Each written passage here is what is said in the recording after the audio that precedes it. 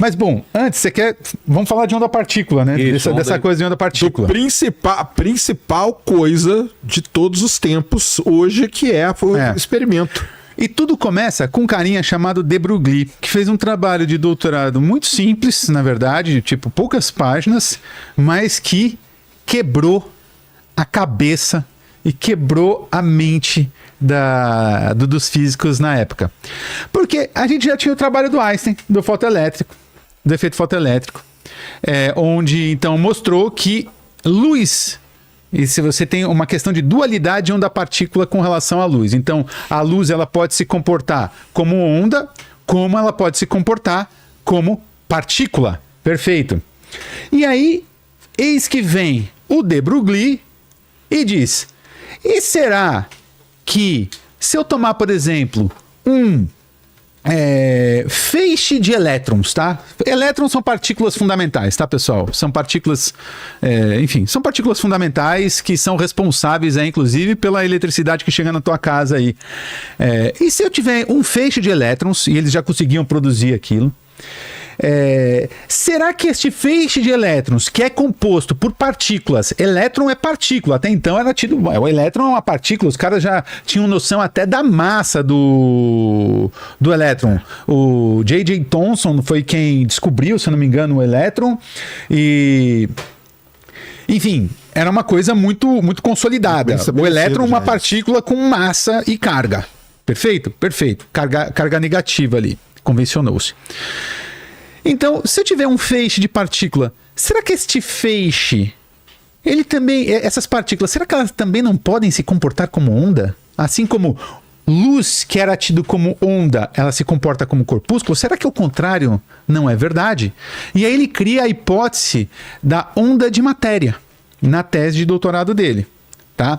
E aí os caras, tipo, primeiro, não é possível, aquela descrença, todo mundo sabe que elétron é uma partícula e tudo mais e tal. E aí veio o filho do Thomson e ele consegue descobrir que, de fato, um feixe de elétrons pode se comportar como onda. Ele mostra que um feixe de elétrons pode ter ele quando passa por uma fenda, por enquanto uma fenda só, ele pode difratar. O que é difratar? Difratar é um comportamento ondulatório, tá? Então você tem aqui, você tem uma fenda, aí você pensa que você tem uma frente de onda chegando aqui, tem parede, uma fendazinha aqui. Aí você tem uma frente, um buraquinho. Você tem uma frente de onda chegando aqui, essa frente de onda chegou e esse buraquinho aqui, ele vai acabar funcionando como se fosse um emissor, né? E aí vai sair ondas aqui como se esse aí, ó. O que é isso? Você colocou difração aí? Efeito de difração? É exatamente isso. Sim, perfeito. Pode soltar, isso aí mesmo. Aí, imagina que ali no meio ali é a fenda, entendeu? Tá. A fenda ela se comporta como uma fonte de emissão de ondas. Então, beleza. E ele conseguiu observar este efeito com elétron. Então o pessoal já, caramba, que coisa. Então quer dizer, um feixe de elétrons, que era elétron, uma partícula, e está se comportando como onda. Que diabo que é isso? O que está acontecendo com a física? Uma coisa que está se comportando como onda. Então você entra nessa questão de fato, se afunda de vez nessa questão que é dualidade onda-partícula. Então você tem onda que pode se comportar como partícula e partícula que pode se comportar como onda. E isso realmente quebrou a cabeça de muita gente naquele período. E aí nós entramos para um próximo passo, que aí é que ferra de vez e aí é que destrói a cabeça de todo mundo, que é o tal experimento da dupla fenda. Coloca aí, Lene, para nós, ó. Esse negócio que eu já vi bastante isso daí. Não, isso aí é muito famoso, porque é daí que começa a nascer os coach quânticos. Os coach quânticos, os jovens míticos, pegam tudo daí. Eu acho que eu tenho uma teoria que tudo aconteceu por causa do lance de você falar que o observador altera o resultado da parada. Claro que é. Se o observador, nós podemos alterar, significa que a gente tem uma importância, a gente tem um poder aí de alterar a matéria. Mas quem que falou isso? Você sabe quem falou isso? Foi o cara do filme baseado no livro Segredo. Porque até então não se falava isso. Ah, é? Foi ele, não é que não se falava, mas esse cara, quando sai o filme, que ficou famoso pra caramba, quando ele fala isso, dali... O Amit Guzman? Não. O Amit Guzman, ele foi um dos caras que escreveu... Já, inclusive. Ele teve aqui? Teve aqui, cara. Então, ele é um cara que conseguiu dar uma estragada geral na Porque ele vem coisa. com a parte de ciência e coloca uma parte É. espiritual e mistura tudo. Mistura Física da tudo. alma, né? O livro Assim, dele. vamos lá, eu não quero colocar assim a coisa no Basicamente, no ele âmbito fala de... que a gente consegue alterar a probabilidade das coisas. Né? Consegue alterar a realidade. A gente já vai chegar nisso Tá. aí. E eu vou ser bastante enfático, sem querer ofender ninguém, nada disso. Pode vender sim. Eu ofendo. Então, eu falo e você ofende. ofende. Eu ofendo. Beleza, Não, eu falo. porque, E eu falo, cara, que isso, Sérgio? Aí, esse filme, esse livro e tudo mais, tinha outro filme. Era esse. tem e o um outro- Segredo E um que saiu antes. que é que eu tô querendo achar aqui, cara. Que O pessoal sabe. Fala aí, galera, do chat vai falar o nome. Também tem o livro do Francis Capra, tem Que o... somos nós, alguma coisa assim. Quem somos nós? Quem somos Quem somos nós? nós? Na verdade, o Quem Somos Nós é que é o culpado. É, começou com isso. Porque é um cara jogando basquete, Não, lembra? mas por quê? Porque o Quem Somos Nós, ele traz um ar de documentário. Verdade. Só que ele não é um documentário, cara. Isso é que é o problema, entendeu? Ele é viagem pura. É. Ele é viagem pura. E quando o cara fala essa coisa do tal do observador é que ferra tudo, cara. É. Entendeu? E aí como que você vai discutir? Discute com qualquer pessoa, o cara vai falar, mas ó, o físico blá blá blá blá blá blá falou lá no Quem Somos Nós isso. Aí você vai falar, sim, falou, cara. Igual eu, que não sou astrônomo, falei que a estrela de nêutrons é assim, é assado. Vale nada o cara falou, cara. Entendeu? Ó, Então, isso daí. temos vamos lá. aí, ó. Temos aí. Então Não temos é essa uma... a imagem que eu tinha na cabeça da dupla fenda. Vê se você acha outra também. Tem uma outra melhor, Lene. Mas vamos em cima dessa daí. Então vamos lá, você tem uma luz incidente e você tem duas fendas, certo? Então essa luz vai passar, uma luz, uma onda, ela vai passar por essas duas fendas. Como eu falei, essas duas fendas, elas passam a funcionar como se fossem fontes, as fontes Novas de luz, fontes. novas fontes. E aí você vai criar um padrão de Só que aí tem interferência sobre o problema. anteparo. Mas aí vamos lá. Impedindo de passar Ela, a luz. ela funciona como se ela fosse uma nova fonte de ondas. Fonte de onda. Porque o lance do experimento da dupla fenda é o seguinte: você jogou a luz aqui. Certo. Se for só partícula, quando ela passar Claro, pelas duas sim. fendas, o que acontece? Tem que fazer duas marquinhas do outro lado. Certo. Partícula. Passou pelas duas fendas, chegaram duas marquinhas do outro lado. Exato. O problema é que quando você faz isso. É isso aí, ó. Lene. Aí sim. É. Quando você faz o experimento, sem saber de nada, galera, tá? Eu não tô sabendo de nada. Quando eu faço o experimento, em vez de eu ver só duas marquinhas lá, que seriam da partícula, eu vejo um monte de marca. é. Por que, Então, que eu vejo olha, um monte de Cara, marca? que doideira isso. Era pra ter duas marquinhas Não, só. não, mas não, aí ele tá. Aí tá certo, porque o que acontece? O que você tem aqui é um padrão de interferência de luz. Então você tá imaginando que isso é onda. Quando você tem onda, pensa em onda. Quando você tem onda, você então tem como essas duas. Essas duas será de novo do jeito que já foi. Exatamente. Tudo passa. É a Tipo dupla Luciano. fenda. É a né? dupla Dupla fenda. fenda. Então. Vai passar. Até me desconcertei aqui. Desculpa. Bruno. Não, de boa. Adoro o Luciano. Mas o que acontece? Essas duas fendas vão servir como se fossem fontes, e aí a luz emitida por essas novas duas fontes, saídas dessas duas fendas, vão interferir e vão criar esse padrão de interferência de luz. Isso aí é comportamento ondulatório. Certo. Agora, como o Sérgio falou, é. se fosse partícula, o que você veria? Se fosse uma quantidade gigante de partículas vindo de lá para cá, atrás das fendas, o que você veria simplesmente seriam duas marquinhas. Da onde, tipo, a partícula vai, umas não passam, outras atravessam, outras não atravessam. Isso aí, essas fendas, elas geram uma espécie de um filtro, então aproximadamente você vai ter duas marcas ali, beleza. Até para explicar pro pessoal o que é essa interferência, né? Quando você joga uma pedra num lago, jogou a pedra ou numa piscina, onde for, você gera aquela onda. Quando a onda, vamos falar quando ela bate, né? Ela bate na borda do lago e volta. Quando ondas se encontram, pode acontecer duas coisas que a gente fala: interferência construtiva ou interferência destrutiva. Destrutiva é quando você encontra um vale com um pico, aí destrói aquilo lá. Quando você encontra um pico com o pico da onda, tem uma interferência Elevação. construtiva, que é aquilo que a gente está vendo ali. Então, as duas fendas, elas funcionam como novas fontes emissoras, e as ondas começam a ter interferências, tanto construtiva como destrutiva. A destrutiva a gente não vê, porque as ondas, né, não vão aparecer. escuro. Mas as construtivas fazem todas as marcas que a gente vê no anteparo. Entendeu? Entendi. É Beleza? isso. Então tá. Então a gente sabe, então, partícula se comporta de uma forma, dois tracinhos, né? Essencialmente. E onda se comporta dessa forma, como sempre, Sergião explicando Não, eu não, cara, brilhantemente. que isso? E traduzindo aqui um pouco do Isso que não. eu falo. Eu e a minha esposa ali, ela disse o seguinte: o Sergião é a tecla SAP da ciência. Maravilhoso, mano. Ele é a tecla SAP da ciência. Mas enfim. Então, agora imagine então que temos um feixe de elétrons, tá? Um feixe de elétrons. Como que esse feixe de elétrons vai se comportar? Depende do observador? Não. Depende do aparato de medida que eu estiver utilizando. Isso são duas coisas muito diferentes. É aí que é o problema de tudo, Que é o galera. ponto. Esse se é eu o ponto. se eu simplesmente pegar um feixe de elétrons e tomar esse experimento, o que eu vou observar é um padrão de interferência como de onda. Certo? Beleza? Um feixe de elétrons que é uma partícula. Agora, se eu colocar entre essas fendas e o anteparo aqui onde está as luzes verdes, eu colocar alguma coisa para detectar a partícula, eu perco o padrão de interferência. Então, o elétron passa a se comportar como partícula e deixa de se comportar como onda. Acho que eu me perdi aí. Mas não é fácil mesmo, não. O lance lá, que é o lance tal do observador que a galera fala. Primeiro, não existe observador, cara. Da onde que vem o erro dessa coisa toda? É que quando os caras fazem esse desenho aí e eles querem mostrar o que tá acontecendo no meio ali, ó, entre a fenda e o anteparo aqui no fim, Sei. tá? Os caras pegam e metem um olho ali. É. Um olho humano, entendeu? Tá errado. E isso está papel. errado, cara. Entendeu? Isso está errado. Uma caneta. Não é papel. O olho, eles colocam o olho humano, cara, ali no negócio. Então, o que é a parada?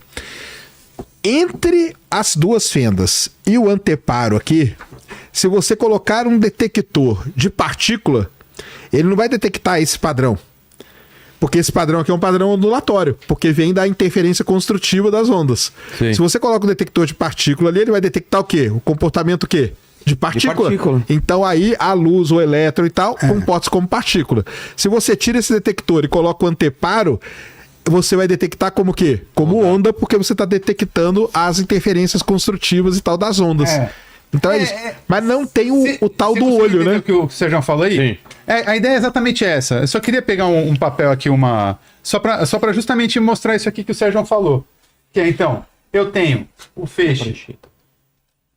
Eu tenho um feixe aqui, certo? Eu tenho um feixezinho aqui. Então eu tenho aqui, ó, os dois anteparos e aqui a onda vindo, certo? Certo. E daqui onda surgindo aqui, daqui desse outro aqui onda surgindo aqui, eu vou ter esse anteparo aqui. Se eu só tiver esse experimento aqui funcionando, se eu tiver o meu aparato for somente esse aqui, então eu vou ver esses padrões aqui, como a gente está vendo lá, certo? Vou ver esses padrões aqui. A questão é, se eu coloco um aparelho, isso é um aparelho, não um olho, seus amiguinhos. É porque o erro todo, cara, é que quando fizeram essa porcaria nos livros, eles colocam um fucking olho ali, cara. É verdade. E não é um olho, cara. Aparato aqui Dependendo de quem está observando. Aí vem, entendeu? Você coloca um aparato entre as fendas e isso aqui, um aparato de detecção de partícula, eu deixo de ter esse padrão aqui e passo a ter só aqueles dois risquinhos. Sim. Entendeu? Ou seja, o meu feixe de elétrons passa a se comportar como partícula, deixa de se comportar como onda. Então é por isso que surge essa confusão. É o observador que escolhe a natureza do observado. Não é o observador. Existe um aparelho aqui, existe um aparato. Medir, isso é uma coisa também ficar muito claro. Quando a gente fala em medir, a gente está falando em interagir. Tudo que você vai medir, você vai concordar comigo. Eu quero medir o peso desse negócio aqui, certo, dessa água. Eu vou colocar isso em cima de uma balança. Então isso aqui vai interagir com a balança. Correto? Vai interagir com a balança. Então sempre quando eu quero medir alguma coisa, eu vou estar interagindo. Eu quero, por exemplo, você vai calibrar o pneu do seu carro. Tem lá no medidor as libras, certo? O que acontece? Você colocou ali esqueci o nome daquele negócio lá. Engatou para sair o ar, certo? Ele vai ali, vai jogando ar para dentro e vai ao mesmo medindo qual que é a pressão no pneu, porque ele está interagindo com aquilo. Então, medir é sempre interagir. No nosso mundo do tudo grande aqui, como a gente vive, você interagir com não faz muita diferença na medida. Só que aqui eu tô falando de coisa que é muito, muito, muito, muito, muito pequena.